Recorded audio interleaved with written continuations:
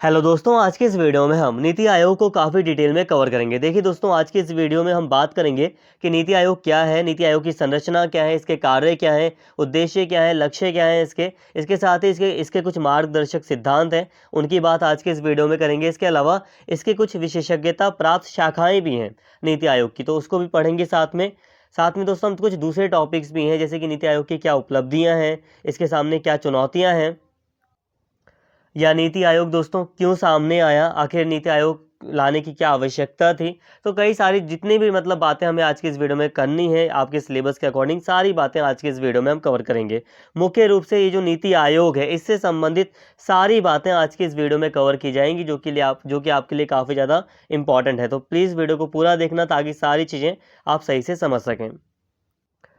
दोस्तों, हो सकता है वीडियो थोड़ा बड़ा हो जाए, लेकिन प्लीज़ वीडियो को पूरा देखना ताकि सारी बातें आप समझ सकें, और सारी बातें यहाँ पे बहुत आसानी से आपको समझ में भी आ जाएंगी। क्यों? क्योंकि यहाँ पे जो नोट्स हैं वो काफ़ी ज़्यादा आसान भाषा में यूज़ किए गए हैं और आपके लिए काफ़ी ज़्यादा यूज़फुल हैं। तो प्लीज़ आप वीडियो को पूरा देखें। तो पहले यहाँ पे सामान्य बातें कर लेते हैं कुछ। तो देखिए, नीति आयोग एक नई संस्था है जो कि योजना आयोग की जगह आई है। इसका पूरा नाम राष्ट्रीय भारत परिवर्तन संस्थान है। देखिए दोस्तों, आज़ादी के बाद यानी कि भारत की आज़ादी के बाद भारत का योजनाबद्ध तरीके से योजना के अनुसार विकास करने के लिए योजना आयोग का गठन किया गया था। अब अगर हम बात करें तो अब योजना आयोग को समाप्त किया जा चुका है और योजना आयोग की जगह एक नई संस्था यानी कि नीति आयोग का गठन किया गया है।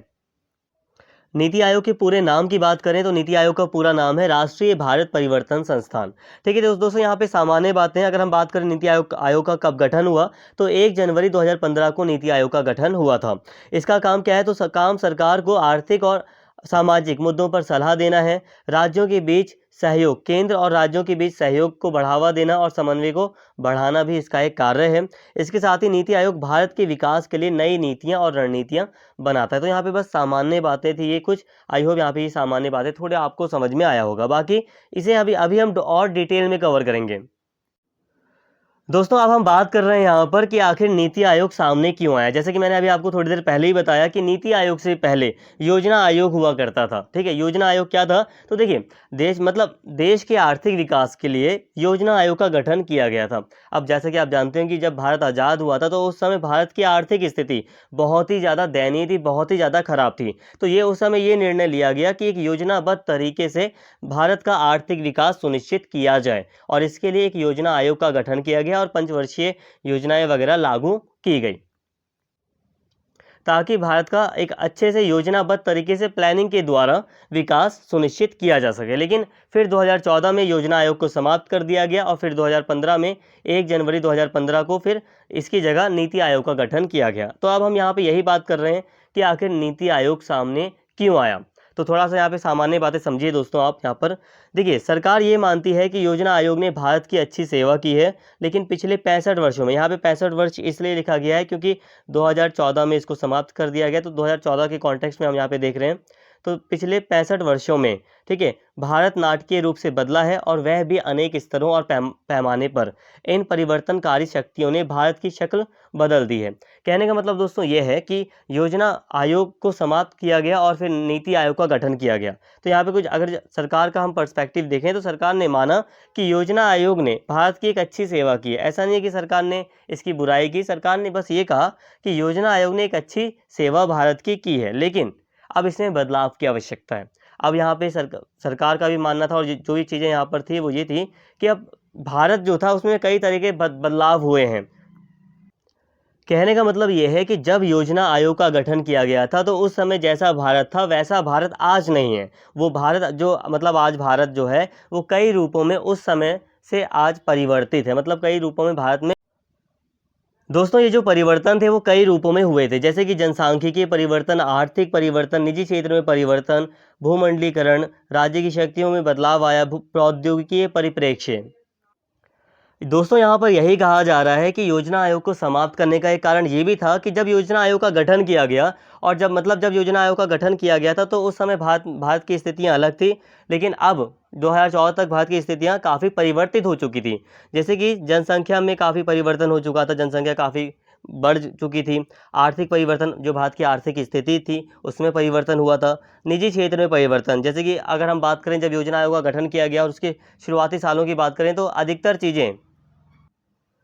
अधिकतर जो चीज़ें थी वो सार्वजनिक क्षेत्र में थी, लेकिन फिर 1990 के बाद हम देखते हैं 1991 में फिर भारत एलपीजी की पॉलिसी अपनाता है, लिबरल मतलब जो उदारीकरण है, निजीकरण है और वैश्वीकरण की जो नीतियां हैं उसको भारत के द्वारा एलपीजी की ये जो नीतियां हैं इसको अपनाया जाता है। तो इससे निजी क्षेत्र मतलब निजी क्षेत्र में का भी विकास होता है भारत में, तो सार्वजनिक क्षेत्र कम होता है, तो ये परिवर्तन हुआ। इसके अलावा वैश्वीकरण दोस्तों, अब कोई भी जो जगह है दोस्तों वो विश्व ग्राम के रूप में है, तो वैश्वीकरण भी हुआ, तो वैश्वीकरण की भी कुछ चीज़ें सामने आई।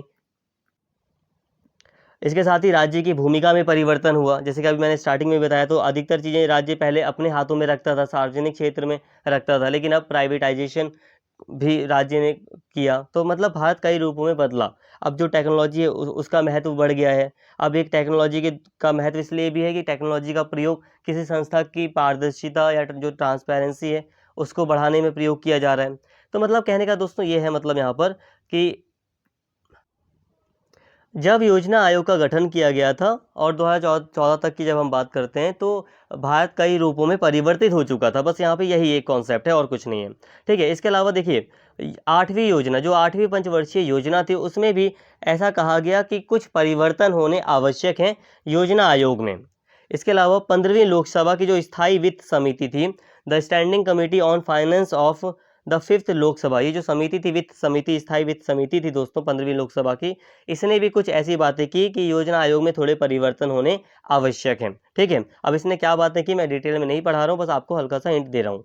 इसके अलावा पूर्व प्रधानमंत्री मनमोहन सिंह ने योजना आयोग को अपने विदाई भाषण में कहा, देखिए जब जो पूर्व प्रधानमंत्री मनमोहन सिंह थे, जब वो अपना विदाई भाषण दे रहे थे तो उन्होंने भी योजना आयोग के बारे में कुछ, योजना आयोग या उसकी भूमिका के बारे में कुछ बातें की, जिससे ये भी मतलब पता चलता है कि वो भी कुछ परिवर्तन की बात कर रहे थे।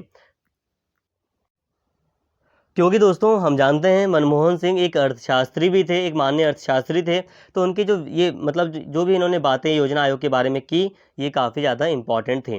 दोस्तों कहने का मतलब ये है कि योजना आयोग को अचानक से समाप्त नहीं किया गया, एक दिन में इसे समाप्त नहीं किया गया, इसके लिए कई सारी परिस्थितियाँ पहले ही बनना शुरू हो गई थी। इसमें मुख्य रूप से बदलाव की मांग की जा रही थी, समय समय पर इसमें बदलाव की मांग की गई। स्पेशली हम देख रहे थे कि जैसे कि 8वीं जो योजना थी, इसके अलावा 15वीं लोकसभा की स्थायी वित्त समिति थी, तो यहाँ पे कुछ मुख्य चीज़ें हमें दिखाई देती हैं जब इसमें बदलाव की मांग या कुछ बदलाव की बातें की गई कि योजना आयोग में बदलाव होना चाहिए। तो सरकार ने यही कहा कि भारत कई रूपों में परिवर्तित हो चुका है और इसमें व्यापक स्तर की मतलब इसमें व्यापक स्तर पर बदलाव होने चाहिए। तो सरकार ने कहा इसमें व्यापक स्तर पर बदलाव होने चाहिए, तो सरकार ने समिति वगैरह का भी गठन किया था। योजना आयोग से संबंधित एक समिति वगैरह भी थी, इसी के अंदर थी समितियाँ, तो उसका भी गठन हुआ था। तो समिति ने भी फिर सिफारिश की और सरकार का भी विचार बना कि इसमें अधिक मतलब बदलाव की तो बहुत ज़्यादा आवश्यकता है, तो इसलिए बेटर यही है कि योजना आयोग को समाप्त कर एक नया निकाय इसकी जगह बनाया जाए। तो यही सही समझा गया, तो योजना आयोग को समाप्त करके नीति आयोग का गठन किया गया। दोस्तों देखिए सिंपल सी बात है, जो अलग अलग जो स्टेट थे दोस्तों, उनके ऊपर भी योजना आयोग का काफ़ी दबाव रहता था और योजना आयोग काफ़ी शक्तिशाली संगठन बन चुका था। देखिए वित्त आयोग, आप जानते हैं वित्त आयोग एक संवैधानिक निकाय है और योजना आयोग एक गैर संवैधानिक निकाय था, लेकिन फिर भी कई बार जब वित्त आयोग और योजना आयोग के विचार टकराते भी थे, तब भी योजना आयोग काफ़ी मतलब प्रमुख रहता था, योजना आयोग काफ़ी शक्तिशाली भूमिका निभाता था। तो एक गैर संवैधानिक निकाय होकर भी योजना आयोग काफ़ी शक्तिशाली था। इसके अलावा राज्यों के ऊपर इसका काफ़ी प्रभाव रहता था। अब राज्यों के ऊपर कई तरह से प्रेशर भी बनाता था, जैसे कि योजनाएं राज्य लागू कर रहे हैं नहीं कर रहे, इस रूप में भी योजना आयोग का काफ़ी दबाव रहता था। तो भारत के अलग अलग राज्य थे, उनके द्वारा भी मांग की जा रही थी कि इसमें बदलाव होना चाहिए। और हम जानते हैं कि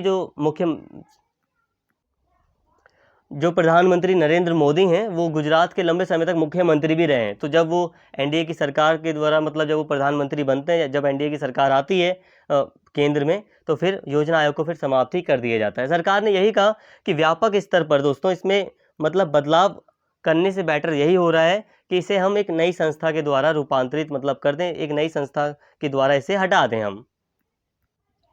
तो दोस्तों योजना आयोग में एक व्यापक स्तर के बदलाव की आवश्यकता थी। हालांकि बदलाव ना करते हुए पूरी तरह योजना आयोग को समाप्त किया गया और इसकी जगह नीति आयोग का गठन 1 जनवरी 2015 को कर दिया गया। तो आई होप यहाँ तक आपको सामान्य बातें समझ में आ गई होंगी कि 1 जनवरी 2015 को नीति आयोग का गठन किया गया। नीति आयोग का गठन दोस्तों क्यों किया गया, ये सारी बातें हमने समझ ली। यहाँ पे मैंने बस आपको यहाँ पे सारी बातें समझाई हैं अच्छे से।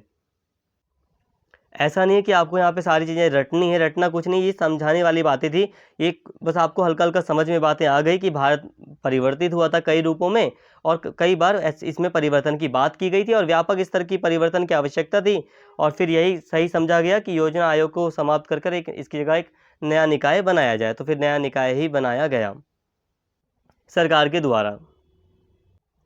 अब यहाँ पर देखिए दोस्तों, यहाँ तक आपको बातें समझ में आ गई, जितनी बातें समझ में आई ठीक है, बाकी आप वीडियो को आगे देखिए, आपको सारी बातें क्लियर हो ही जाएंगी, ठीक है। अब यहाँ तक आपको काफ़ी बातें समझ में आ गई। अब हम यहाँ पे बात करते हैं नीति आयोग की संरचना की। यहाँ पे देखिए दोस्तों, नीति आयोग की संरचना को आप हल्का हल्का अभी देखिए। नीति आयोग की संरचना की अगर हम बात करें तो इसके जो अध्यक्ष होते हैं वो प्रधानमंत्री होते हैं, ठीक है। प्रधानमंत्री नीति आयोग के अध्यक्ष होते हैं। इसकी एक शासी परिषद होती है, इसमें कुछ सदस्य होते हैं, एक क्षेत्रीय परिषद होती है, इसके बारे में भी अभी आपको आगे बताऊंगा मैं। अब नीति आयोग में दोस्तों, नीति आयोग में कुछ विशेष आमंत्रित कुछ सदस्य होते हैं, ठीक है। इसके अलावा इसमें एक उपाध्यक्ष भी होता है, इसके कुछ और सदस्य भी होते हैं, कुछ अंशकालिक कुछ पार्ट टाइम सदस्य भी होते हैं। इसके अलावा दोस्तों इसके पदेन सदस्य होते हैं कुछ, और इसका एक सीईओ भी होता है, और एक सचिवालय भी इसका हो सकता है आवश्यकता अनुसार। अब यहाँ पे बात को समझिए। देखिए दोस्तों, ये जो टॉपिक है नीति आयोग की संरचना, इसे काफ़ी डिटेल में आपको समझना है, और मैं चाहता हूँ कि डिटेल में बताने के लिए इस वाले टॉपिक को हम एंड में डिस्कस करें। पूरे मतलब एंड में नहीं, वीडियो के बिल्कुल एंड में नहीं, लेकिन हाँ एंड से थोड़ा पहले हम नीति आयोग की संरचना को काफ़ी डिटेल में कवर करेंगे। अभी हम जो सामान्य बातें हैं, हालांकि इंपॉर्टेंट बातें हैं, वो अभी हम कवर कर लेते हैं। नीति आयोग की संरचना को मैं अभी आपको डिटेल में पढ़ाऊंगा, क्योंकि डिटेल में पढ़ाना है, इसे अच्छे से समझाना है आपको, इसीलिए इस टॉपिक को अभी हम लास्ट में डिस्कस करेंगे। दोस्तों अब यहाँ पे हम बात कर रहे हैं नीति आयोग के कार्यों की। अब यहाँ पे ध्यान देना, नीति आयोग के कार्यों की बात कर रहे हैं, काफ़ी ज़्यादा इंपॉर्टेंट है, तो ध्यान से सारी बातें समझिए। एक यहाँ पे शब्द है कोऑपरेशन एंड कॉम्पिटिटिव फेडरेशन। यहाँ पे देखिए एक शब्द है सहकारी संघवाद। सहकारी संघवाद ये शब्द है, तो काफ़ी ज़्यादा इंपॉर्टेंट है नीति आयोग के कॉन्टेक्स्ट में। देखिए नीति आयोग के कार्यों की बात करें तो नीति आयोग का एक पहला जो सबसे एक बहुत महत्वपूर्ण कार्य है इसका, वो है सहकारी एवं प्रतियोगितापूर्ण संघवाद। देखिए केंद्र और राज्यों को एक साथ काम करने के लिए प्रोत्साहित करना, ताकि देश का विकास हो। देखिए दोस्तों, नीति आयोग का एक बहुत बड़ा कार्य ये है कि वो सहकारी संघवाद लाना चाहता है। मतलब ये कि राज्य और केंद्र मिलकर काम करें, ठीक है, राज्य और केंद्र मिलकर काम करें, और प्रतियोगितापूर्ण संघवाद का भी काम मतलब करना चाहता है ये। इसका मतलब ये है कि जो राज्य हैं वो थोड़ा प्रतियोगिता के साथ अपने एक आपस में थोड़ा कंपटीशन भी रखें और आगे बढ़ने की कोशिश करें। तो ये इसका एक पहला कार्य हो गया, ठीक है, महत्वपूर्ण कार्य हो गया एक। इसके अलावा साझा राष्ट्रीय एजेंडा। देखिए देश के लिए एक साझा लक्ष्य बनाना, जिसमें सभी राज्यों की राय ली जाए, ठीक है। साझा मतलब शेयर्ड, जो पूरे देश के हित में है, ठीक है। एक साझा लक्ष्य बनाया जाए, ठीक है, और उसको प्राप्त करने का मतलब प्रयास किया जाए। एक साझा राष्ट्रीय एजेंडा बनाना भी इसका एक लक्ष्य है। इसके अलावा दोस्तों लक्ष्य कह लो एक कार्य है, ठीक है।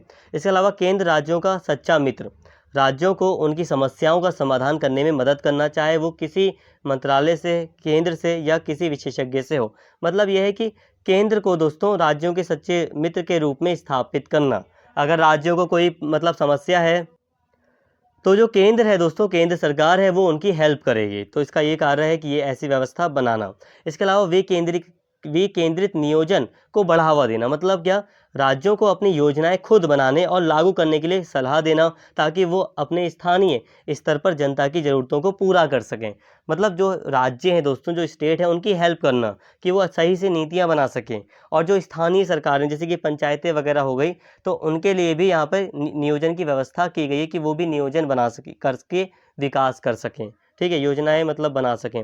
इसके अलावा दृष्टि एवं परिदृश्य योजना, मतलब भारत के भविष्य की योजना बनाना। नीति आयोग का एक कार्य ये भी है कि वो भारत के भविष्य की योजना बनाए, जिसमें लंबे समय तक के लक्ष्य और रणनीतियां शामिल हों। इसके अलावा विशेषज्ञता का अंतर्जाल मतलब नेटवर्क, देश और दुनिया के विशेषज्ञों, शोधकर्ताओं और अन्य लोगों से जानकारी और नए विचार लेना, और उन्हें नीति बनाने और लागू करने में इस्तेमाल करना।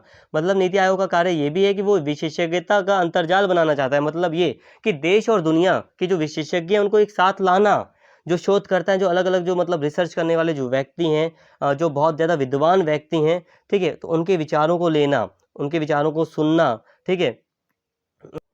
तो ये ऐसा करके जो नए विचार हैं उनको अपनाना, जो नीतियाँ बनाई जाती है नीति आयोग के द्वारा, उसमें नए विचारों को शामिल करना, विशेषज्ञता प्राप्त करना, जो मतलब विशेषज्ञ हैं उनकी हेल्प लेना, ठीक है। तो विशेषज्ञता का अंतर्जाल भी एक इसका एक कार्य है। इसके अलावा ज्ञान और नवाचार केंद्र, यह निकाय सुशासन पर शोध एवं सर्वोत्तम प्रचलनों का एक संग्राहक तथा प्रसारक बने, एक आधुनिक संसाधन केंद्र के माध्यम से, जो कि इनकी चिन्हित करे। देखिए दोस्तों, कहने का मतलब यही है कि ज्ञान और नवाचार केंद्र, मतलब नीति आयोग अपने आप को एक ज्ञान और नवाचार का केंद्र बनाना चाहता है, जहां पर ज्ञान हो। ज्ञान का मतलब यह है कि बहुत अच्छी तरीके से नीतियां बनाई जा सकें, नई नई जो चीज़ें हैं, नई टेक्नोलॉजी है, उसका यूज़ किया जा सके, उसका उपयोग हो और उसको बढ़ावा भी दिया जाए, उससे संबंधित नीतियां भी बनाई जाएं। सुशासन की व्यवस्था करने का प्रयास किया जाए, जैसे कि सुशासन पर शोध किया जाए, रिसर्च की जाए कि कैसे एक गुड गवर्नेंस, एक अच्छा गवर्नेंस स्थापित किया जा सकता है। तो ये चीज़ें हैं यहाँ पर। इसके अलावा सुसंगतिकरण, देखिए नीति आयोग का एक कार्य ये भी है दोस्तों कि नीति आयोग सरकार के अलग अलग हिस्सों में सुविधा होगा ये, ठीक है, सुविधा और समन्वय लाना, ताकि वो एक दूसरे के साथ और लोगों के साथ अच्छी तरह से बातचीत कर सकें, ठीक है। सरकार के जो अलग अलग हिस्से हैं, अलग अलग जो विभाग हैं, ठीक है, जो अलग अलग मंत्रालय हैं, जैसे कि कोई मंत्रालय मान लीजिए केंद्र सरकार का है, कोई राज्य सरकार का मंत्रालय है, तो तालमेल बैठाना अलग अलग डिपार्टमेंट्स में, ठीक है। इसके अलावा संघर्षों का समाधान, सरकार के अंदर और बाहर के विवादों को सुलझाना और सबके हित में सहमति बनाना। देखिए, जो संघर्ष का कोई संघर्ष है तो उसका समाधान करना। अब मान लीजिए केंद्र सरकार के अंदर अलग अलग विभाग हैं, अलग अलग डिपार्टमेंट्स हैं, अब उन्हीं डिपार्टमेंट्स में कोई विवाद है, कोई संघर्ष है, तो उस कॉन्फ्लिक्ट को सॉल्व करना। इसके अलावा केंद्र और राज्यों के बीच में कोई विवाद है, कोई किसी मुद्दे को लेकर, तो उसमें कोई समाधान हो सकता है, तो उससे संबंधित उपाय सामने रखना और एक सामान्य सहमति बनाना, ये सारी बातें हैं यहाँ पर। इसके अलावा विश्व के साथ अंतर्राष्ट्रीय समन्वय, भारत के विकास के लिए दुनिया के साथ संपर्क और सहयोग बनाए रखना और वैश्विक मुद्दों पर भारत की आवाज़ उठाना। कहने का मतलब दोस्तों ये है ना, भारत तो देखिए, जो नीति आयोग है वो तो भारत के लिए रणनीतियाँ बनाता है, भारत के लिए नीतियाँ बनाता है ताकि देश का विकास हो, तो ये विश्व स्तर को भी देखेगा, भारत का दुनिया के साथ संपर्क बढ़े और एक सहयोग बढ़े, तो इसका भी इसके लिए भी कार्य करना, ठीक है। इसके अलावा आंतरिक परामर्शिता, मतलब यह है कि कंसल्टेंसी के रूप में भी कार्य करेगा, केंद्र और राज्यों को नीति और कार्यक्रम बनाने और बेहतर करने में सलाह देना, जिसमें उन्हें अपनी जिम्मेदारी, लचक और परिणाम के बारे में सोचना होगा। मतलब यह है कि नीति आयोग सलाह के रूप में भी एक सलाहकार के रूप में भी कार्य करेगा, कि वो सलाह देगा केंद्र सरकार को, राज्य सरकार को, कि ऐसी ऐसी नीतियाँ लागू की जा सकती हैं राज्य में, और अगर मान लो कोई XYZ नीति है, उसको लागू करने से ये परिणाम निकल सकते हैं, ये इसका प्रभाव हो सकता है, तो ऐसे भी कार्य करेगा। अब यहाँ पे बात को समझिए दोस्तों, मैंने बहुत जल्दी यहाँ पे आपको सारी बातें समझाई, नोट्स बहुत ही मैंने छोटे बनाए हैं, आप चाहें तो और डिटेल में बना कर भी लिख सकते हैं, लेकिन उतनी आवश्यकता नहीं पड़ेगी, बट यहाँ पे आप काफ़ी अच्छे से समझ गए होंगे सारी बातें। देखिए, नीति आयोग के कार्य, फंक्शंस ऑफ नीति आयोग, यहाँ पे आपको सारी बातें बता दी, एक कार्य इसका ये है, एक ये है, एक ये है, तो कई सारे कार्य मैंने यहाँ पे आपको समझाए। इसे अगर आप ध्यान से अपने आप खुद भी पढ़ेंगे, स्क्रीनशॉट लेके, तब भी आपको समझ में आ जाएगा। तो बहुत आसानी से आपको सारी बातें बताई। जैसे कि इसका एक कार्य यह है, कंक्लूजन यहाँ पे बनाता हूँ मैं यहाँ पे, कि सहकारी और संघवाद की स्थापना करना, कि केंद्र और राज्य सरकारें एक साथ मिलकर कार्य करें, ठीक है, ये इसका एक कार्य है। इसके अलावा एक साझा राष्ट्रीय एजेंडा, एक साझा उद्देश्य बनाया जाए, लक्ष्य बनाया जाए देश के लिए, ठीक है। केंद्र राज्यों का सच्चा मित्र, जो केंद्र है वो राज्यों की हेल्प करे, ठीक है, राज्य उससे हेल्प मांग सकते हैं। इसके अलावा विकेंद्रित योजना, स्थानीय स्तर की योजनाएं बनाना। इसके अलावा भारत के भविष्य के लिए योजनाएं बनाना, ठीक है। विशेषज्ञता का अंतर्जाल, जो अलग अलग जो विशेषज्ञ हैं उनको मौका देना, दुनिया भर में जो नई टेक्नोलॉजी है उनको शामिल करना दोस्तों, विशेषज्ञता को शामिल करना। नीति आयोग दोस्तों खुद एक ऐसा केंद्र बनना चाहता है जो कि ज्ञान और नवाचार का केंद्र हो, जहाँ पे बहुत अच्छे से नीतियाँ बनाई जा सकें। सरकार के जो अलग अलग डिपार्टमेंट्स हैं, अलग अलग जो मंत्रालय हैं, तो उनमें सुसंगतिकरण लाने का प्रयास करना, तो इसके लिए नीतियाँ वगैरह बनाना, रणनीतियाँ बनाना, संघर्षों का समाधान निकालना, ठीक है, विश्व के साथ अंतर्पृष्ठीय समन्वय, विश्व के साथ एक कोऑर्डिनेशन मतलब बैठाना, और परामर्शिता यानी कि एक सलाहकार के रूप में भी इसकी एक भूमिका है। तो यहाँ पे ये सामान्य बातें थी। अभी इनको एक बार और मैं बताऊंगा आपको, तो अभी भी आप मतलब घबराइए मत। अगर आपको नहीं समझ में आया तो समझ में आपको आ जाएगा, कोई इश्यू होगा ही नहीं। बस यही दोस्तों की वीडियो थोड़ी बड़ी हो जाती है। अब शॉर्ट वीडियो पता नहीं कैसे, देखिए अगर एक शॉर्ट वीडियो बनेगी तो वही है ना कि पूरी तरह टॉपिक को हम कवर नहीं कर पाएंगे, और डिटेल में समझाना होता है तो वीडियो बड़ी हो ही जाती है। अब यहाँ पे अब देखिए दोस्तों, मार्गदर्शक सिद्धांत, नीति आयोग के कुछ मार्गदर्शक सिद्धांत हैं। अब हम बात करने जा रहे हैं। देखिए सारे ही टॉपिक इंपॉर्टेंट है, ये भी एक इंपॉर्टेंट टॉपिक है। और ध्यान रखना, यहाँ पर ऐसा नहीं है कि 2-3 टॉपिक पढ़ लिए तो बस आपका काम चल जाएगा, नहीं, सारे टॉपिक एक दूसरे से कनेक्टेड हैं। ठीक है, जब आप आंसर राइटिंग करेंगे तो आपको ज़रूरत पड़ेगी, सारे टॉपिक्स आपको याद होने चाहिए, समझ में होने चाहिए आपके लिए। तो यही है कि यहाँ पे अब हम मार्गदर्शक सिद्धांत की बात कर रहे हैं। कुछ इसके मार्गदर्शक, कुछ डायरेक्शन के लिए इसके कुछ प्रिंसिपल्स हैं, इसको देख लेते हैं। जैसे कि पहला है अंत्योदय, मतलब सबसे कमज़ोर और कमज़ोर लोगों की सेवा और उन्हें आत्मनिर्भर बनाना। इसका एक मार्गदर्शक सिद्धांत दोस्तों ये है कि जो समाज में देश में जो सबसे कमज़ोर वर्ग के जो लोग हैं उनकी सेवा करना, उनको उनको सर्विस देना और आत्मनिर्भर बनाना उनको। ठीक है, एक अंत्योदय का सिद्धांत है, सिंपल सी बात है। मार्गदर्शक जो सिद्धांत है उसमें एक है अंत्योदय का सिद्धांत, एक है समावेशिता का सिद्धांत, एक है ग्राम, इसका एक सिद्धांत है। एक सिद्धांत है इसका जनसंख्यात्मक लाभांश, एक सिद्धांत है जन सहभागिता और अभिशासन, एक और सिद्धांत है ये, और एक है सततता यानी कि धारणीयता। तो ये इसके कुछ सिद्धांत है, कुछ प्रमुख ये सिद्धांत हैं इसके नीति आयोग के। तो ये मैंने आपको बता दिए। अब मैं इसे आपको समझा देता हूँ। जो इसका एक सिद्धांत है अंत्योदय, मतलब जो सबसे गरीब या जो सबसे कमज़ोर वर्ग के जो लोग हैं दोस्तों, उनकी सेवा करना और उन्हें आत्मनिर्भर बनाना, ये इसका एक सिद्धांत है। इसके अलावा समावेशिता का मतलब ये है दोस्तों कि जो मतलब हास्यकृत वर्ग है, जो जैसे कि जो असुरक्षित हास्यकृत वर्ग है, जो उसको सशक्त बनाना। स्पेशली आप महिलाओं को भी इसमें शामिल कर सकते हैं। जैसे कि जो महिलाएं हैं जो सशक्त नहीं है, स्पेशली जो वर्ग, तो उनको सशक्त बनाना, एम्पावर, उन्हें मतलब उन्हें हिम्मती बनाना कि वो अपने अधिकारों के लिए लड़ सकें। अगर उनके अधिकारों का उल्लंघन हो तो वो आवाज़ उठा सकें। ठीक है, जो हास्यकृत जो वर्ग है, जो गरीब वर्ग है, जो दबा कुचला हुआ वर्ग है, तो उसको सशक्त बनाना। ठीक है, इसके अलावा जो भेदभाव होता है, पहचान आधारित जो भेदभाव है, लिंग, क्षेत्र, धर्म, जाति, वर्ग इत्यादि का जो इस भेदभाव होता है, तो इसको समाप्त करना। ठीक है, धर्म को लेकर या जाति को लेकर या लिंग को लेकर जो भेदभाव है, स्त्री पुरुष को जो लेकर भेदभाव है, तो इसको समाप्त करना। और समावेशिता का मतलब ये है दोस्तों कि सभी वर्गों को शामिल करना। नीति आयोग का मतलब है कि समाज में सभी वर्ग प्रमुखता से शामिल हो सके, सभी वर्ग अपना योगदान दे पाएँ। ठीक है, तो उनको सशक्त बनाना और समावेशिता लाना। ऐसा ना हो कि समाज का एक ही वर्ग मतलब आगे रहे और जो दूसरे वर्ग हैं वो पीछे रह जाएं। जैसे कि देश स्तर की जो मतलब राष्ट्रीय स्तर की जो नीतियां बनती हैं, देश में जो नीतियां बन रही हैं या जितने भी काम हो रहे हैं, तो उसमें लोगों को शामिल करना। तो ये समावेशिता का मतलब यही होता है। ग्राम मतलब है यहाँ पर गाँव को विकास का हिस्सा बनाना और उनकी संस्कृति और जीवन शैली को सम्मानित करना। अब कई बार जैसे कि गाँव की जो संस्कृति है, जीवन शैली है, उसको शहर की तुलना में मतलब थोड़ा अलग नज़रिए से देखा जाता है। लेकिन यहाँ पे नीति आयोग का एक सिद्धांत है कि जो गाँव की जो संस्कृति है, जो जीवन शैली है, रहने का तरीका है, उसको सम्मानित करना। ठीक है, गाँव को विकास का हिस्सा बनाना, तो ये इसका एक सिद्धांत है। इसके अलावा जनसंख्यात्मक लाभांश, मतलब हमारे लोगों को शिक्षित, कुशल और रोजगार योग्य बनाना। और जैसे कि दोस्तों आप जानते हैं कि भारत में जो युवा जनसंख्या है वो बहुत अधिक है। तो जो भारत का जनसंख्यात्मक लाभांश है, उसे मतलब देखिए लोगों को उसमें शिक्षित करना, लोगों को शिक्षित बनाना, ताकि जो जनसंख्या है वो काफ़ी अच्छे से देश के विकास में अपना योगदान दे सके। तो जो लोग हैं उनको शिक्षित बनाना, स्किलफुल बनाना, कुशल बनाना, रोजगार योग्य बनाना कि उन्हें रोजगार मिल सके, उनकी प्रतिभा का उपयोग करना।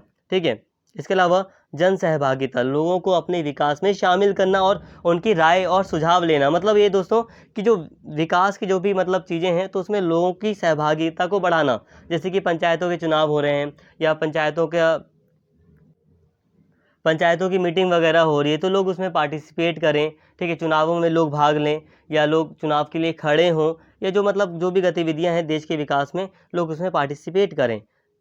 इसके साथ ही इसका एक सिद्धांत है सुशासन, अभिशासन, यानी कि अभिशासन मतलब गवर्नेंस, यहाँ पे गुड गवर्नेंस, यहाँ पे गवर्नेंस की बात की जा रही है कि हमारी सरकार को खुली, पारदर्शिता, उत्तरदायी, सक्रिय और उद्देश्यपूर्ण बनाना। मतलब जो सरकार है दोस्तों, ऐसा ना हो कि वो कोई कार्य कर रही है और लोगों से छुपा रही है, वो बात अलग है। सुरक्षा से संबंधित कोई मुद्दा है तो सरकार उसको नहीं सार्वजनिक कर सकती, लेकिन फिर भी ऐसा नहीं है कि सरकार हर एक कार्य को, जो कि मतलब नॉर्मल चीज़ें भी है, तो सरकार उस पर कुछ बोल नहीं रही है, पारदर्शिता नहीं है, तो ऐसा नहीं होना चाहिए।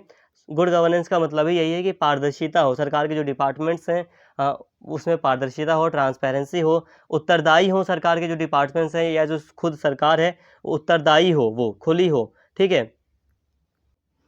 इसके अलावा दोस्तों सततता यानी कि सस्टेनेबिलिटी यानी कि धारणीयता, हमारे पर्यावरण का सम्मान करना और उसके साथ संतुलन बनाकर विकास करना। तो यहाँ पे पर्यावरण को भी इंपॉर्टेंस दी गई है कि जो पर्यावरण है उसको बनाकर चलना। मतलब पर्यावरण का ऐसा नहीं कि हम एक ही दिन में मतलब पर्यावरण का पूरा यूज़ कर लेंगे, ऐसा नहीं है। मतलब हम पर्यावरण के संसाधनों का जो यूज़ है वो करेंगे अपने विकास के लिए, लेकिन एक संतुलन बनाकर करेंगे। मतलब जो प्राकृतिक संसाधन है उसका यूज़ करेंगे विकास के लिए, लेकिन एक संतुलन के साथ करेंगे और पर्यावरण का सम्मान करेंगे। तो एक ये जो सस्टेनेबिलिटी है, तो ये भी इसका एक सिद्धांत है। इसे आप बनाकर अगर अब देखिए, ज़्यादा याद करने वाली बात नहीं है, बस यहाँ पे समझने वाली बात है। अगर आपको अंत्योदय मतलब मैंने आपको समझा दिया, तो आप इसमें और बातें अच्छे से अपने आप भी लिखते चले जाएंगे, आपको पता ही नहीं चलेगा। जैसे कि मैंने बताया ना कि सबसे कमज़ोर लोगों की सेवा और उन्हें आत्मनिर्भर बनाना, तो आप इसे बनाकर भी लिख सकते हैं अपने हिसाब से कि जो समाज में सबसे गरीब लोग हैं उनकी सेवा करना और उन्हें आत्मनिर्भर बनाना, तो ये इसका एक उद्देश्य है, इसका मतलब एक मार्गदर्शक सिद्धांत है। तो थोड़ा बहुत आप अपनी समझ से भी इसमें ऐड कर सकते हैं, तो इसमें कोई बाउंडेशन नहीं है, बस आपको समझ में आ जाए टॉपिक। तो यहाँ पे दोस्तों हमने मार्गदर्शक सिद्धांत को समझ लिया, ठीक है। क्या कार्य हैं, क्या मार्गदर्शक सिद्धांत है, इसको मैंने आपको समझा दिया। अब दोस्तों यहाँ पे कहने का मतलब यह है कि अभी आपने कार्य और मार्गदर्शक सिद्धांत को आपने अभी अच्छे से समझ लिया। अब यहाँ पे आपको समझना है उद्देश्य और लक्ष्य, नीति आयोग के क्या उद्देश्य हैं, क्या लक्ष्य हैं। अब यहाँ पे दोस्तों खुद यहाँ पे बात को समझिए। अगर आपने मार्गदर्शक सिद्धांत और कार्य को समझ लिया है, तो क्या आपको उद्देश्य और लक्ष्य को पढ़ने की आवश्यकता है? तो नहीं। आपको दोस्तों अलग से उद्देश्य और लक्ष्य पढ़ने की आवश्यकता नहीं है। अगर आपका मन पड़े तो आप पढ़ लेना, लेकिन मैं यहाँ पर आपको अलग से उद्देश्य और लक्ष्य नहीं पढ़ा रहा हूँ। क्यों नहीं पढ़ा रहा हूँ? तो इसका एक रीज़न है। जब आपने कार्य को समझ लिया, जब आपने मार्गदर्शक सिद्धांत को समझ लिया, तो आपको ऑटोमेटिकली उद्देश्य और लक्ष्य समझ में आ गए। जैसे कि अगर मुझसे कहा जाएगा, मान लो मुझसे कहा जाए कि आप बताओ नीति आयोग के क्या लक्ष्य हैं, तो मैं तो ये भी कह सकता हूँ ना कि नीति आयोग का एक लक्ष्य है कि वो सहकारी संघवाद की स्थापना करना चाहता है, वो सहकारी संघवाद को बढ़ावा देना चाहता है। मैं ये कह सकता हूँ कि नीति आयोग का एक मतलब लक्ष्य है, एक उद्देश्य है कि वो सहकारी संघवाद को बढ़ावा देना चाहता है। नीति आयोग चाहता है कि वो साझा राष्ट्रीय एजेंडा तैयार करे। मतलब जो राज्य हैं, जो मतलब पूरा जो देश है, उसके लिए एक साझा लक्ष्य हो उसका, ठीक है। और इसके साथ ही नीति आयोग का अगर उद्देश्य या लक्ष्य कहा जाए, तो मैं ये भी कह सकता हूँ कि नीति आयोग का एक लक्ष्य दोस्तों ये है कि जो गरीब लोग हैं उनकी सेवा की जाए, उन्हें आत्मनिर्भर बनाया जाए। नीति आयोग का एक लक्ष्य ये भी है ना कि जो गरीब लोग हैं, जो कमज़ोर लोग हैं, उनको आत्मनिर्भर बनाया जाए। तो ये आप उद्देश्य भी कह सकते हैं, लक्ष्य भी कह सकते हैं, ठीक है। नीति आयोग का एक लक्ष्य ये भी है दोस्तों कि वो जन सहभागिता को बढ़ावा देना चाहता है, ठीक है। वो चाहता है कि जो विकास के कार्य है उसमें लोगों की भागीदारी बढ़े। कहने का मतलब दोस्तों ये है कि अगर आपने कार्य और मार्गदर्शक सिद्धांत को समझ लिया, तो उद्देश्य और लक्ष्य तो आपको ऑटोमेटिकली समझ में आ गए। वो आपका आप बनाकर भी लिख सकते हैं, वो अलग से नहीं पढ़ना। अगर मैं आपको अलग से पढ़ाऊंगा भी ना, तो यही सारी चीज़ें घूम फिर कर आपको पढ़नी पड़ेंगी दोबारा। तो इसीलिए मैं उसको ऐड नहीं कर रहा हूँ। और वैसे भी अगर आपने कार्य और मार्गदर्शक सिद्धांत समझ ली, तो लगभग आपने समझ लो कार्य, मार्गदर्शक सिद्धांत, उद्देश्य और लक्ष्य, इन चारों चीज़ों को ही आपने समझ लिया है। दोस्तों अब यहाँ पे अब हम बात करने जा रहे हैं विशेषज्ञता प्राप्त शाखाओं की, ठीक है। अब देखिए नीति आयोग के अंतर्गत अनेक विशेषज्ञता प्राप्त शाखाएं हैं। अब कुछ जो इम्पोर्टेंट है, जो प्रमुख हैं, ठीक है, जिनके बारे में आपको पढ़ना ही है, तो यहाँ पे हम उनकी बात कर रहे हैं। देखिए दोस्तों, नीति आयोग की कुछ विशेषज्ञता प्राप्त शाखाएँ हैं, कुछ ऐसी शाखाएँ हैं जो किसी चीज़ में विशेषज्ञ हैं। तो यहाँ पे अब हम उनको पढ़ रहे हैं। इसके अलावा अभी कुछ बच्चे हो सकता है कन्फ्यूज़ हों कि अभी हमने नीति आयोग के उद्देश्य और लक्ष्य को नहीं पढ़ा।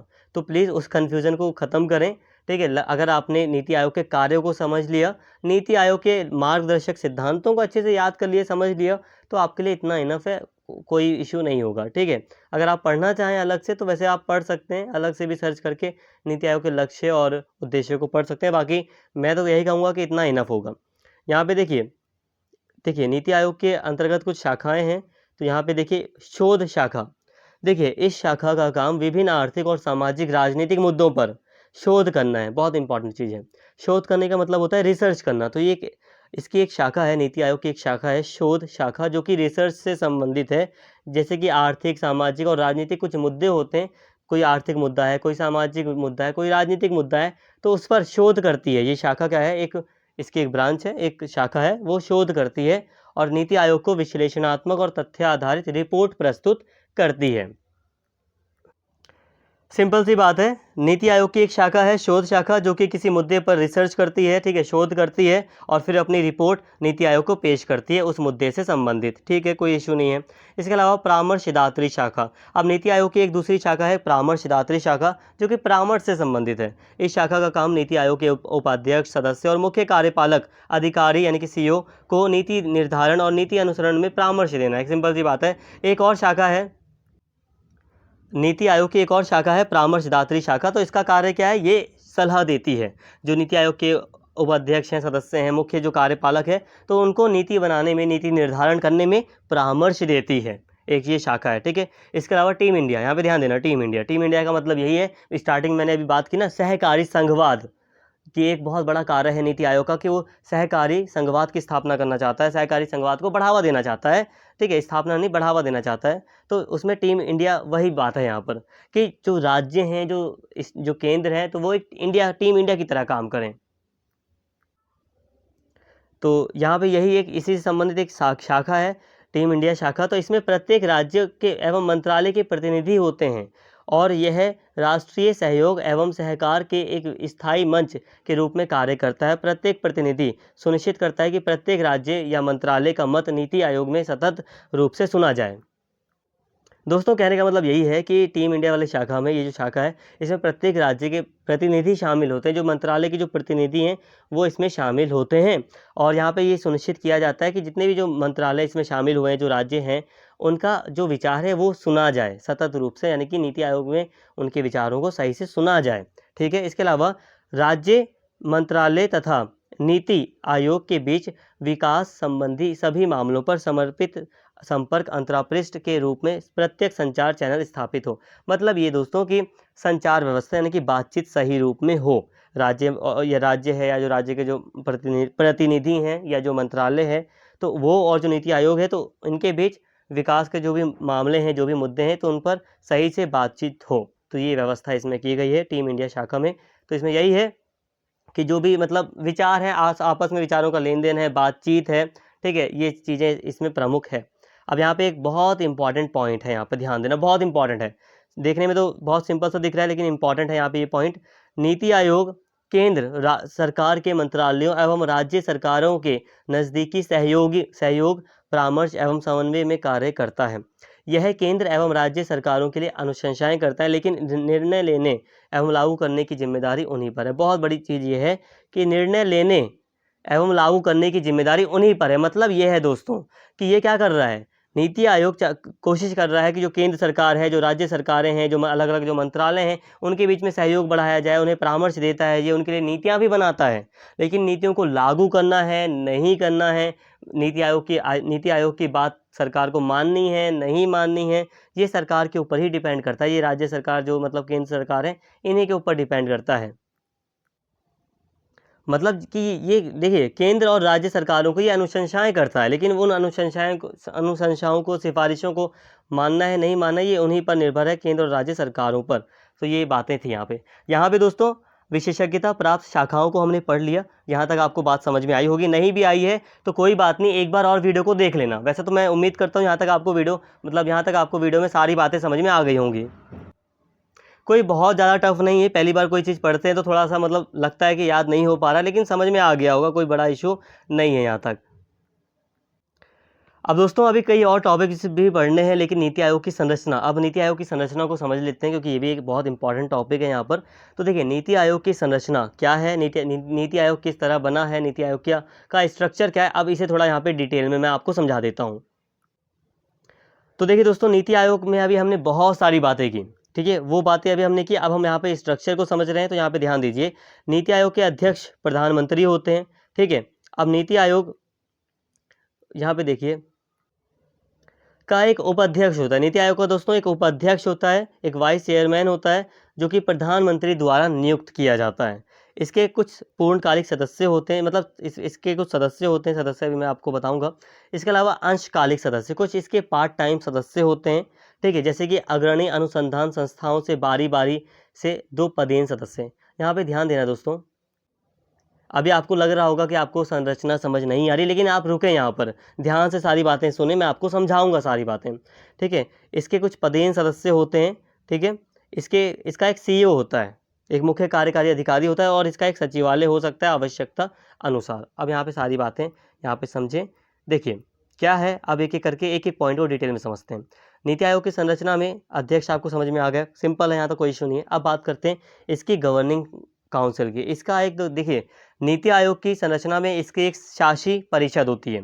इसके अंतर्गत प्रधानमंत्री, नीति आयोग के उपाध्यक्ष, राज्य एवं विधायिका वाले संघ शासित प्रदेशों के मुख्यमंत्री, अन्य संघ शासित प्रदेशों के उपराज्यपाल और नीति आयोग के पदेन सदस्य पूर्णकालिक एवं आमंत्रित सदस्य होते हैं। यहाँ पे देखिए सदस्य, तो ये तो आपको याद करना पड़ेगा कौन कौन सदस्य है। यहाँ पे बस आप ये समझिए, ज़्यादा समझने वाली बात नहीं है, बस आपको ये समझना है कि नीति आयोग में एक शासी परिषद होती है, ठीक है। उसके सदस्य कौन कौन होते हैं, तो इसके प्रधानमंत्री इस शासी परिषद के सदस्य होते हैं, और जो राज्यों के मुख्यमंत्री हैं वो इसके सदस्य होते हैं। इसके अलावा केंद्र शासित प्रदेशों, जहाँ पर जैसे कि दिल्ली हो गया, जो पौंडीचेरी है, जिसे पुदुचेरी कहा जाता है, तो पौंडीचेरी का जो मतलब पुदुचेरी कह लो या पौंडीचेरी कह लो, तो वहाँ पे जो मुख्यमंत्री हैं वो। इसके अलावा जहाँ जिन केंद्र शासित प्रदेशों में मुख्यमंत्री नहीं है, तो वहाँ के जो उपराज्यपाल हैं वो इसमें शामिल होते हैं, ठीक है। और यहाँ पे कुछ अन्य सदस्यों की बात की गई है, ठीक है। यहाँ पे ये मुख्य बातें थी, आपको आई होप समझ में आ गया होगा। इसकी शासी परिषद होती है, शासी परिषद में ये मुख्य रूप से ये सदस्य होते हैं इसके, ठीक है, कोई इशू नहीं है यहाँ तक। इसके अलावा इसकी क्षेत्रीय परिषद होती है। अब क्षेत्रीय परिषद का मतलब समझ लो दोस्तों, यहाँ पर देखिए, क्षेत्रीय परिषद विशिष्ट क्षेत्रीय मुद्दों को संबोधित करने के लिए प्रधानमंत्री या उसके द्वारा नामित व्यक्ति की अध्यक्षता में आयोजित की जाती है, ठीक है। देखिए अध्यक्ष कौन होते हैं, तो प्रधानमंत्री हो सकते हैं क्षेत्रीय परिषद के अध्यक्ष, या उनके द्वारा नामित कोई व्यक्ति इसका अध्यक्ष हो सकता है। इन परिषदों का गठन एक से अधिक राज्यों या क्षेत्रों से संबंधित विशिष्ट मुद्दों के समाधान के लिए किया जाता है। इनका एक निश्चित कार्यकाल होता है। इसका समायोजन प्रधानमंत्री करते हैं, और राज्यों के मुख्यमंत्री एवं केंद्र शासित प्रदेशों के उपराज्यपाल इसमें शामिल रहते हैं। यहाँ पे बात को समझिए दोस्तों। जैसे कि मान लीजिए कोई मुद्दा है, कोई मतलब इशू है, जैसे कि मान लीजिए मान लीजिए दोस्तों पंजाब, हरियाणा और दिल्ली, मान लीजिए इनका कोई इन तीनों ही राज्यों से संबंधित मान लीजिए कोई इशू है, कोई मुद्दा है, ठीक है। तो उसके लिए मान लो क्षेत्रीय परिषद का गठन किया जा सकता है। मतलब ये है, क्षेत्रीय जो परिषद है दोस्तों, वो 2 या 2 से अधिक जो राज्य हैं उनका कोई मुद्दा है, कोई क्षेत्रीय मुद्दा है, तो उसको सॉल्व करने के लिए क्षेत्रीय परिषदों का गठन किया जाता है। तो जैसे कि अगर हम एग्जांपल ले लें, जैसे कि मान लीजिए पंजाब, हरियाणा, दिल्ली के लिए कोई क्षेत्रीय परिषद का गठन किया जा सकता है। तो इसमें जो मतलब जो प्रधानमंत्री होंगे वो इसके मतलब प्रमुख होंगे, अध्यक्ष होंगे वो। अगर प्रधानमंत्री चाहे तो वो किसी व्यक्ति को नामित भी कर सकते हैं, अध्यक्ष के तौर पर वो किसी व्यक्ति को नामित भी कर सकते हैं। इसके अलावा दोस्तों ये जो मतलब परिषद होती है, क्षेत्रीय परिषद, अब ये इसमें जो भी राज्य शामिल हैं, तो उस राज्य के जो मुख्यमंत्री है या जो केंद्र शासित प्रदेश है जहाँ पर मुख्यमंत्री नहीं है, तो वहाँ के उपराज्यपाल इसमें शामिल होते हैं। तो ये इसका एक निश्चित कार्यकाल होता है, तो समय समय पर इसका गठन किया जाता है, जो क्षेत्रीय मुद्दे होते हैं उसको लेकर। यहाँ तक आपको कोई भी कन्फ्यूज़न है ही नहीं यहाँ तक, ठीक है, सिंपल सी बात है। अभी मैं आपको कंक्लूजन में सारी बातें यहाँ पे समझाऊंगा, कोई बात नहीं। इसके अलावा विशेष आमंत्रित देखिए, कुछ विशेषज्ञ होते हैं, तो उनको भी आमंत्रित किया जाता है, इनविटेशन दिया जाता है नीति आयोग में।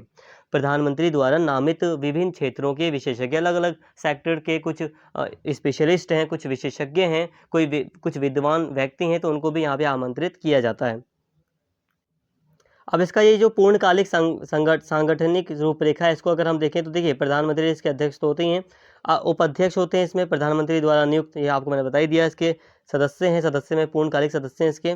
अंशकालिक पार्ट टाइम सदस्य, देखिए अग्रणी अनुसंधान संस्थानों से बारी बारी से 2 पदेन सदस्य। देखिए दोस्तों, जो अग्रणी अनुसंधान होते हैं, जैसे कि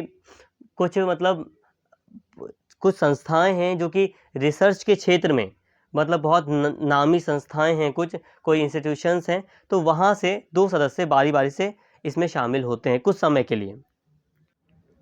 इसके अलावा दोस्तों प्रधानमंत्री द्वारा नामित केंद्रीय मंत्रिपरिषद के अधिकतम 4 सदस्य, मतलब जो केंद्रीय मंत्री परिषद है तो उसमें से 4 सदस्य प्रधानमंत्री के द्वारा नामित भी किए जाते हैं, जो इसके पदेन सदस्य हैं होते हैं। इसके अलावा भारत सरकार का सचिव, जिसे प्रधानमंत्री द्वारा एक निश्चित कार्यकाल के लिए नियुक्त किया जाता है, तो देखिए दोस्तों इसका एक CEO भी होता है, ठीक है। नीति आयोग का एक मुख्य कार्यकारी अधिकारी होता है, बस आप इतना समझिए यहाँ पर। इसके अलावा इसका एक सचिवालय हो सकता है, आवश्यकता अनुसार इसके सचिवालय को बनाया जा सकता है। जब आवश्यकता होगी तो इसके सचिवालय मतलब इसका आवश्यकता अनुसार इसका एक सचिवालय भी हो सकता है, ठीक है।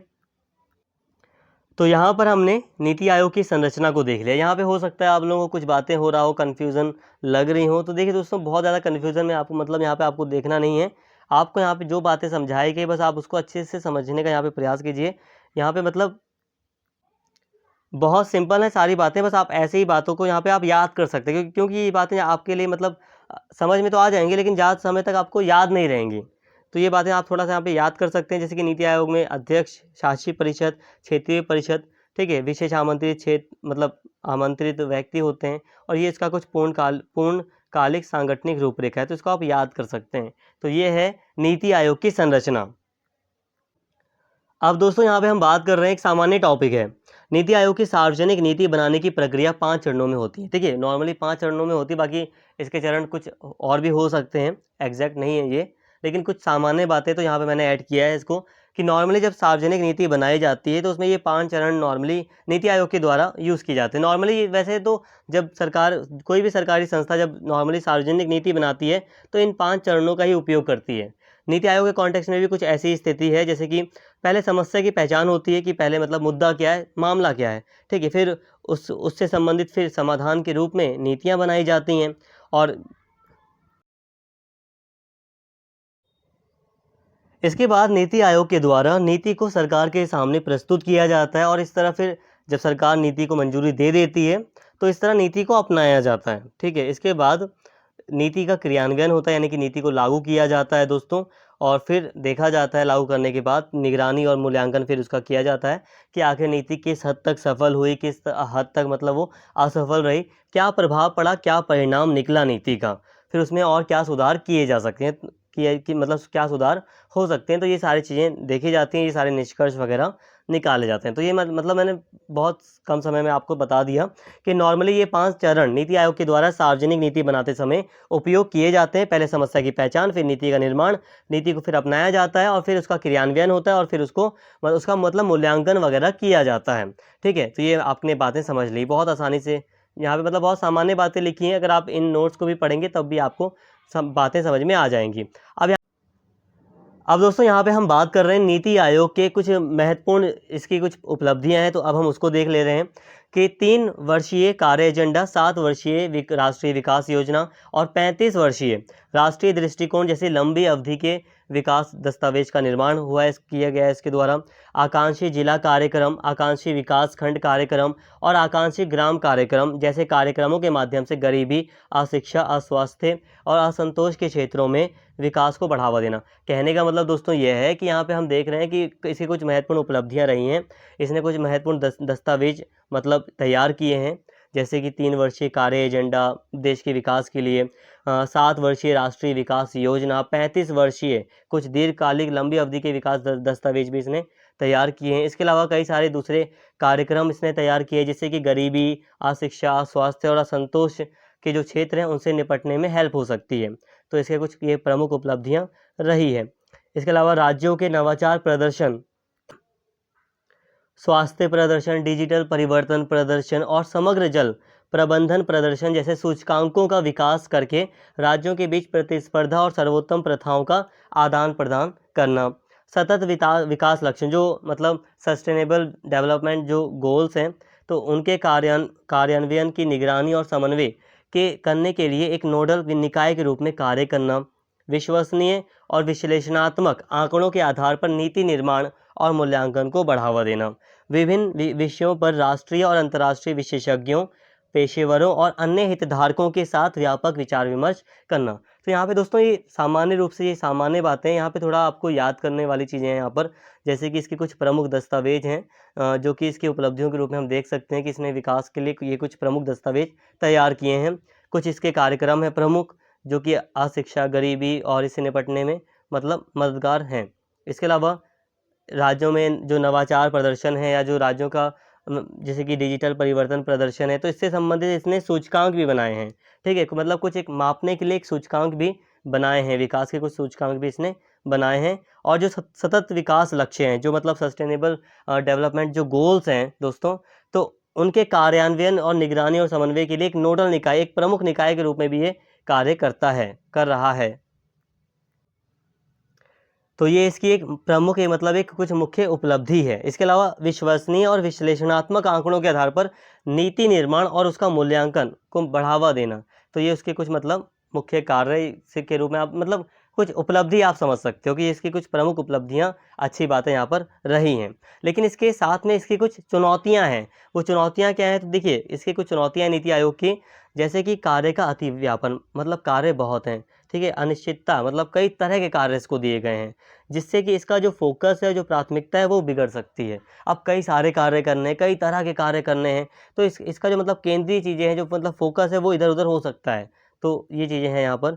इसके अलावा सांविधिक प्रकृति का अभाव, मतलब कहने का ये दोस्तों कि एक जो मतलब इसका मतलब जो जैसे कि ये एक गैर संवैधानिक निकाय है, तो संवैधानिक निकाय नहीं है, जिस कारण से मतलब इसका भी इसमें एक मतलब कुछ चीज़ें मतलब इसमें यहाँ पे इससे संबंधित कुछ कमियाँ देखने को मिलती हैं। इसके अलावा सक्रिय कार्यवाही की कमी, जिससे इसके निर्णय और सिफारिशों का कार्यान्वयन और अनुगमन में देरी हो सकती है। सक्रिय कार्यवाही की दोस्तों कमी है। इसके साथ ही दोस्तों योग्य लक्ष्यों का अभाव, जिससे इसके प्रदर्शन का मापन और मूल्यांकन मुश्किल हो सकता है। मतलब ऐसा भी मानना है कि इसके कुछ लक्ष्य, योग्य लक्ष्यों का इसमें अभाव है। इसके अलावा कार्यान्वयन पर सीमित फोकस, जिससे इसके नीति निर्माण का वास्तविक परिणाम नहीं मिल सकता। तो ये है दोस्तों, यहाँ पे ये कुछ कमियां हैं नीति आयोग की। तो ये हैं बातें। इस प्रकार नीति आयोग का भारत के विकास के लिए एक महत्वपूर्ण भूमिका निभा रहा है, लेकिन इसे अपनी कमियों को दूर करने और अपनी क्षमताओं को बढ़ाने के लिए भी प्रयास करना होगा। देखिए दोस्तों, यहाँ पे हमने कई सारे टॉपिक्स को पढ़ा और हमने यहाँ पे कई सारी चीज़ें देखी। यहाँ पे अभी हमने उपलब्धियों और चुनौतियों को भी देखा। तो यहाँ तक हमने काफ़ी बातें कर ली हैं नीति आयोग से संबंधित। आई होप यहाँ पे आपको सारी बातें समझ में आ गई हों।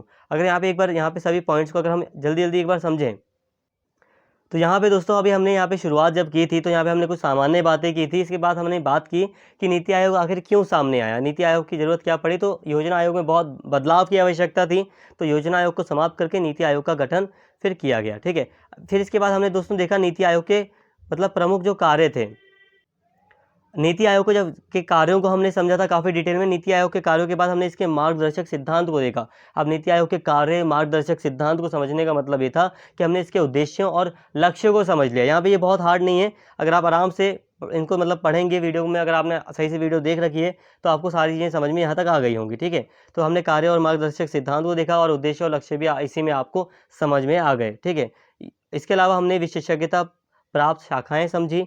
संरचना को हमने देखा कि इसकी आखिर क्या संरचना है, नीति आयोग की संरचना को हमने समझा। फिर हमने देखा कि नीति आयोग की मतलब नीति आयोग किस तरह से नॉर्मली नीति बनाता है। तो 5 चरण है नॉर्मली। पहले समस्या की पहचान वगैरह वगैरह, ये मैंने आपको बताया। फिर नीति आयोग की हमने उपलब्धियों को देखा, फिर नीति आयोग की हमने दोस्तों चुनौतियों को देखा। तो इस तरह हमने कई सारी बातें हमने यहाँ पे नीति आयोग के बारे में काफ़ी डिटेल में कवर की यहाँ पर।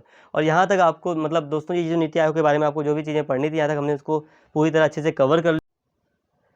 आई होप दोस्तों यहाँ तक आपको सारी बातें समझ में आई होंगी। अगर आपने चैनल को अभी तक सब्सक्राइब नहीं किया है तो चैनल को सब्सक्राइब कर लें, वीडियो को लाइक करें, शेयर करें और कमेंट करके अपना फीडबैक जरूर दें। Thank you.